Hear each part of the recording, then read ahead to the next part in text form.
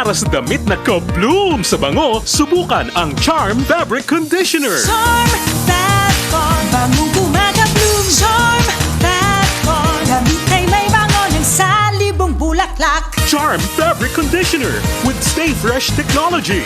Damit ay ka-bloom sa bango. Charm Fatcon, bangong kumaga-bloom. Charm Fatcon, damit ay may bango ng salibong bulaklak. Charm Fabric Conditioner. Manufactured by ACS Manufacturing Corporation. ISO certified. World-class quality. ACS Kwarta Extravaganza. Narito na ang inyong pagkakataong manalo ng limpak-limpak na papremyo mula sa ACS Kwarta Extravaganza. Over 3 million in prizes ang ipamimigay nationwide. Tax-free! Kada linggo, simula Setyembre, may tsansang magbagi ng cash at gift bags mula sa ACS Manufacturing Corporation at sa RMN at IFM stations nationwide. Para sumali, isulat lamang sa isang malinis na papel ang inyong pangalan, address, contact number at pirmahan. Kasama ang proof of purchase mula sa Pride Detergent, Star Wax Floor Wax, White Rose Kojic and Papaya Soap, Charm Fabric Conditioner, Shield Bath Soap, Smart Dishwashing Liquid and Paste, at Unique Toothpaste. Ilakip ito sa isang white envelope. Isulat sa labas ang promo title ACS Kwarta Extravaganza, ang pangalan ng produktong ginamit, ang promo week, at RMN o IFM station na inyong sasalihan. The more entries you send, the bigger chances of winning. Deadline for submission of weekly entries is every Friday, 5 p.m. of the promo week.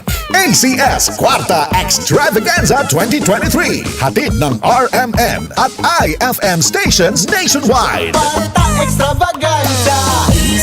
See posters and print ads for details. For more information, visit facebook.com/ACS Kwarta Extravaganza and rmn.ph. Promo period is from September 16 to December 16, 2023. Per DOH, FDA, CCH, UHSRR permit number 0753, series of 2023.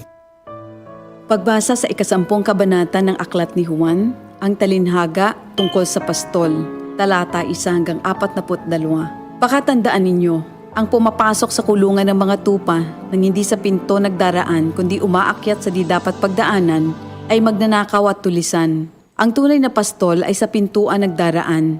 Pinapapasok siya ng gwardya at pinapakinggan ng mga tupa ang kanyang tinig. Tinatawag niya ang kanyang mga tupa sa kani-kanilang pangalan at inilalabas sa kulungan. Kapag nailabas na, siya'y nangunguna sa kanila at sumusunod naman ang mga ito sapagkat kilala nila ang kanyang tinig. Hindi siya sumusunod sa iba kundi patakbong lumalayo sapagkat hindi nila kilala ang tinig ng iba. Sinabi ni Jesus, ang talinhagang ito, ngunit hindi nila nauunawaan ang ibig niyang sabihin. Kaya't muling sinabi ni Jesus, pakatandaan nyo, ako nga ang pintuang dinaraanan ng mga tupa. Ang mga nauna sa akin ay mga magnanakaw at mga tulisan, ngunit hindi sila pinapakinggan ng mga tupa. Ako ang pintuan. Ang sinumang pumapasok sa pamamagitan ko ay maliligtas. Papasok siya't lalabas at makakatagpo ng pastulan. Dumarating ang magnanakaw para lamang magnakaw, pumatay at manira. Naparito ako upang ang mga tupa ay magkaroon ng buhay, ng isang buhay na masagana at ganap. Ako ang mabuting pastol. Iniaalay ng mabuting pastol ang kanyang buhay para sa mga tupa. Ang bayaran ay tumatakas kapag may dumarating na asong gubat. Iniiwan niya mga tupa palibhas ay hindi siya pastol at hindi kanya ang mga ito. Kaya't sinusunggaban ng asong gubat ang mga ito at binubulabog. Tumatakas siya palibhas ay bayaran lamang at walang malasakit sa mga tupa. Ako nga ang mabuting pastol. Kung paanong kilala ko ng Ama at siya kilala ko, gayon din naman kilala ko ang aking mga tupa at ako'y kilala nila. At iniaalay ko ang aking buhay para sa aking mga tupa. Mayroon akong iba pang mga tupa na wala pa sa kulungang ito. Kinakailangan sila'y ipasok ko rin at papakinggan naman nila ang aking tinig. Sa gayon magiging isa na lamang ang kawan at isa ang pastol. Dahil dito'y minamahal ako ng Ama sapagkat iniaalay ko ang aking buhay upang ito'y kunin kong muli. Walang makakakuha ng aking buhay kusa ko itong ibinibigay. Mayroon akong kapangyarihang ibigay ito at kuning muli. Ito ang utos na tinanggap ko sa aking Ama. Dahil sa mga pananalitang ito, hindi na naman nagkaisa ng palagay ang mga Hudyo. Marami sa kanila nagsabi, talagang sinasapian na ito ng demonyo at nababaliw. Bakit ba kayo nakikinig sa kanya? Sinabi naman ng iba, hindi nakakapagsalita ng gano'n ng isang sinasapian ng demonyo. Nakakapagpagaling ba ng bulag ang demonyo? Taglamig na noon at kasalukuyang ipinagdiriwang sa Jerusalem ang pista ng pagtatalaga ng templo. At habang naglalakad si Jesus sa templo, sa portiko ni Solomon, pinaligiran siya ng mga Hudyo at sinabi sa kanya, "Hanggang kailan mo ba kami ilalagay sa alanganin? Kung ikaw nga ang Kristo, sabihin mo na ng tuwiran." At sumagot si Jesus, "Sinabi ko na sa inyo, ngunit ayaw ninyong maniwala. Ang mga ginagawa ko sa pangalan ng aking Ama ay nagpapatotoo tungkol sa akin.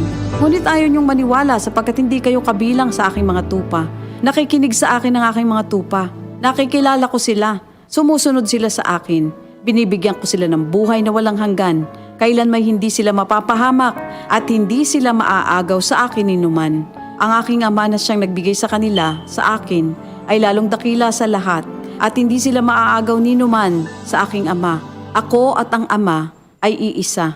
Ang mga pinuno ng mga Hudyo'y muling dumampot ng bato upang batuhin siya.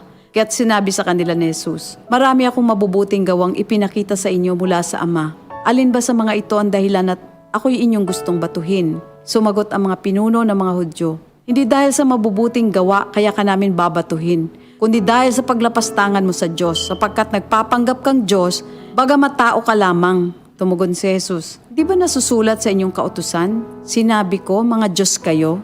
Mga Diyos ang tawag ng kautusan sa mga pinagkatiwalaan ng salita ng Diyos, at hindi maaaring ipawalang bisa ang sinasabi ng kasulatan. Ako'y pinili at isinugo ng Ama. Paano ninyo ngayon masasabing nilalapastangan ko ang Diyos dahil sa sinasabi kong ako ang anak ng Diyos?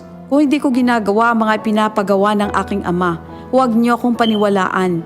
Ngunit kung ang ginagawa ko ay ang mga ito, paniwalaan ninyo ang aking mga gawa kung ayaw ninyong maniwala sa akin. Sa gayon matitiyak ninyong nasa akin ang Ama at ako'y nasa Kanya." Kaya tinangka naman nilang dakpin si Jesus, ngunit siya'y nakaalis. Muling pumunta si Jesus sa ibayo ng Jordan sa pook na dating pinagbautismohan ni Juan. Habang naroroon siya'y maraming lumalapit sa kanya. Sinasabi nila, si Juan ay walang ginawang himala, ngunit totoo ang lahat ng sinabi niya tungkol sa taong ito. At doon, maraming sumampalataya kay Jesus. Ito ang salita ng Diyos. Sa Metro Manila, DZXL. Radyo Trabaho, DZXL. ang tunay na gabay sa hanap buhay. Fighting. Balita, Sport.